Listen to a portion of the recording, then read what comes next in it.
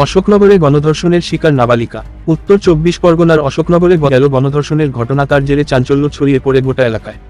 Police সূত্রে জানা যায়, ওই নাবালিকা পাড়ার যুবক সোমনাথ সাহার সাথে ঘুরতে বেড়ায়। তারপর তাকে নিয়ে অশোকনগর 13 নম্বর ওয়ার্ডের নাগরিক শিক্ষা নিকেতন প্রাইমারি স্কুলের পিছনে নিয়ে যায়।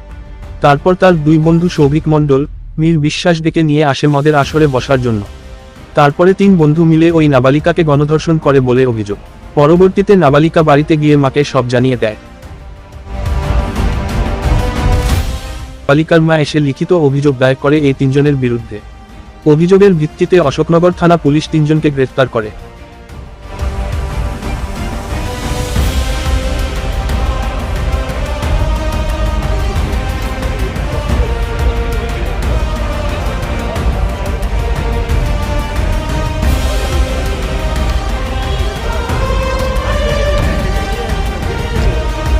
গভীর রাত্রে নিয়ে এসে তাকে ধর্ষণ করেছে, এটাই জানতে।